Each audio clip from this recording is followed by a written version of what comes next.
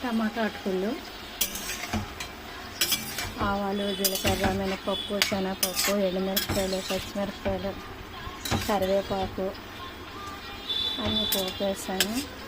మా మేడ మీద లేత కరివేపాకు తీసుకొచ్చాను. చింతపండు రసం తీసి పక్కన పెట్టుకున్నాను.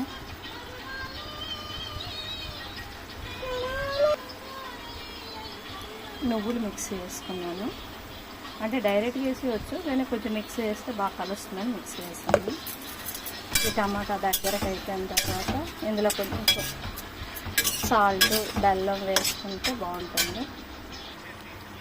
నువ్వుల పొడి, అటుకులు కడిగేసి పక్కన పెట్టాను. ఇందులో కలిపాను. ఇందులో కూడా కొంచెం సాల్ట్ వేసి కలిపి ఇంకా బాగుంటుంది. నేనైతే వేయలేదు. ఇందులో ఎక్కువ అయిపోతుందేమో అని డౌట్ వచ్చి ఇది ఉడుకుతుంది. ఇది బాగా పేస్ట్లా అయిపోయిన తర్వాత ఇందులో చింతపండు పుల్లు కూడా వేస్తాను. ఇది బాగా కలిపి టమాటా అటుకులు రెడీ. చింతపండు పుల్లు వేస్తే బాగుంటుంది. మళ్ళీ లేకపోతే ఎక్కువ పులుపుని టమాటా అయితే చింతపండు పుల్లు వేయక్కర్లేదు. బాగా ఉడుకుతున్నాయి. ఇంకా పేస్ట్ అయిన వరకు చేస్తే బాగుంటుంది. టమాటా అటుకులు రెడీ.